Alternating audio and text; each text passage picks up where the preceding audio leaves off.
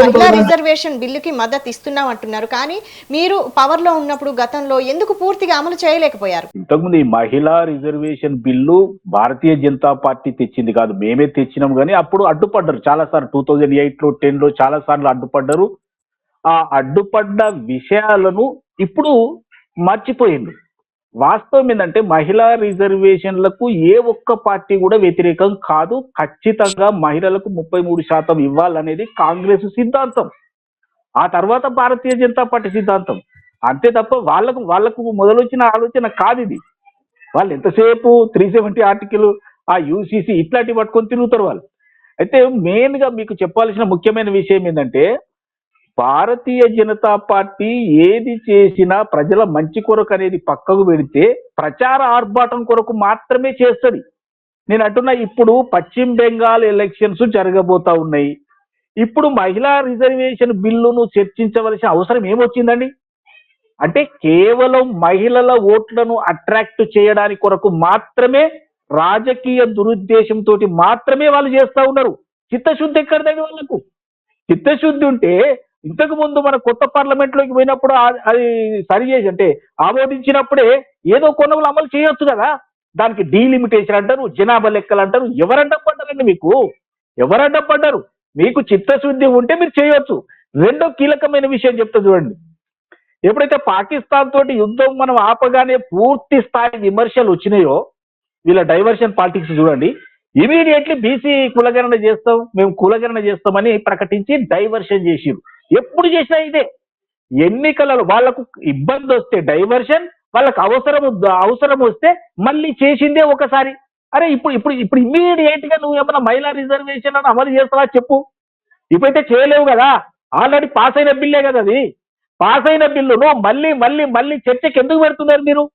2029లో కదా అది అమలు చేసేది. ఎవరు కాదన్నారండి? అంటే వాళ్ళ ఉద్దేశం ఒకటే. ఇప్పుడు కనుక మహిళా రిజర్వేషన్ బిల్లును కనుక పార్లమెంట్ లో చర్చించడానికి మొదలు పెడితే కాంగ్రెస్ ఇప్పుడు ఎందుకు పెడుతున్నారని అడ్డం పడుతుంది. అదిగో చూసినరా మహిళలకు మేము రిజర్వేషన్ ఇస్తానంటే కాంగ్రెస్ అడ్డం పడదని ఒక రాజకీయ దురుద్దేశంతో మాత్రమే భారతీయ జనతా పార్టీ పనిచేస్తుంది తప్పితే వాస్తవంగా ప్రజల మీద వాళ్లకు ప్రేమ లేదు. రెండో అతి కీలకమైన విషయం అండి, 33% రిజర్వేషన్ ఇచ్చినప్పుడు దాంట్లో బీసీ మహిళలకు రిజర్వేషన్ ఏదండి? బీసీ ప్రధానమంత్రి అని గొప్పగా చెప్తారు, బీసీ రిజర్వేషన్లకు అడ్డం పడతారు. లాస్ట్ కు మీరు ఆమోదించిన బిల్లులో బీసీ కోట ఏదంటే సపోర్ట్ చేయరు. ఏమనంటే నేను బీసీ ప్రధానమంత్రి అంటారు, బీసీ ప్రధానమంత్రి అంటారు. లేని వాళ్లకు 10% ఈడబ్ల్యూఎస్ కోటా ఇస్తారు. వాళ్ళు ఉన్నదే టోటల్ 10% అంటే 10% ఇస్తారు.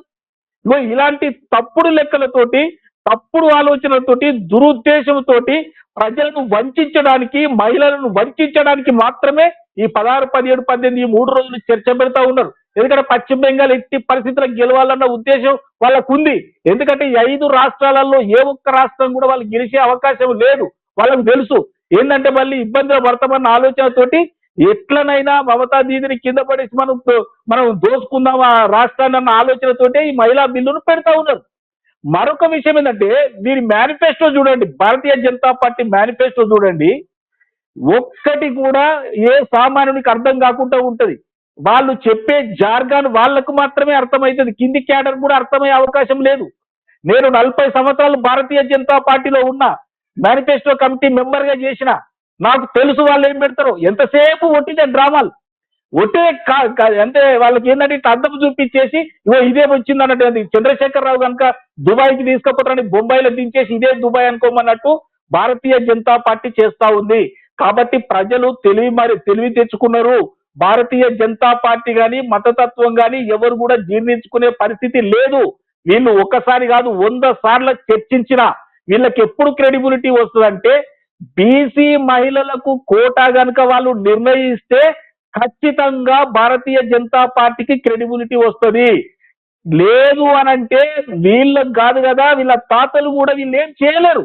అరే మహిళలు, బీసీ మహిళలను అనగదొక్కడానికి ప్రయత్నం చేస్తున్నారు కదండి.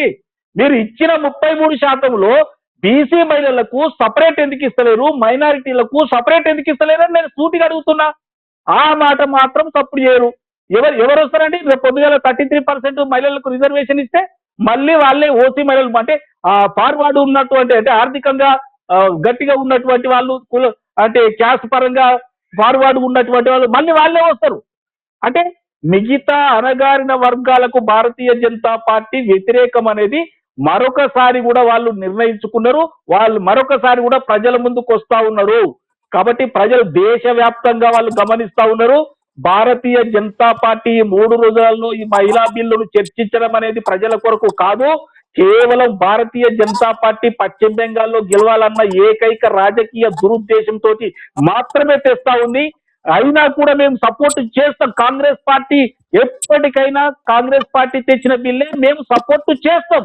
మేం బిల్లు పెట్టినప్పుడు అక్కడ లల్లు ప్రసాద్ యాదవ్ ఇదే అడిగిండు, భారతీయ జనతా పార్టీ ఇదే అడిగింది, అప్పుడు అడ్డం పడ్డారు. వీళ్ళు వచ్చినప్పుడు ఇప్పుడు మేము అడ్డం పడ్డాం అనుకోండి, అదిగో చూసినవా కాంగ్రెస్ అడ్డం పడ్డది. ఇప్పుడు వాళ్ళకి ఉద్దేశం అదే. మేము ఏమడుగుతాం, సోనియా గాంధీ గారు లెటర్ రాసిరు, ఏమని రాసిరు, ఇప్పుడెందుకు పెట్టిరండి మహిళా బిల్లు, ఆల్రెడీ పాస్ అయిపోయింది కదా, 2029లో ఎట్లాగో అమలు చేద్దామంటున్నాం కదా, మరి ఇప్పుడెందుకు పెట్టిరు, రాజకీయ దురుద్దేశం ఎన్నికల దురుద్దేశం కాకపోతే అని లెటర్ రాసిరు. ఇక వీళ్ళు ఏం చెప్తున్నారు, అదో భారతీయ జనతా పార్టీ ఇది వ్యతిరేకంగా నర్సయ్య గౌడ్ గారు, కాంగ్రెస్ పార్టీ అని వీళ్ళు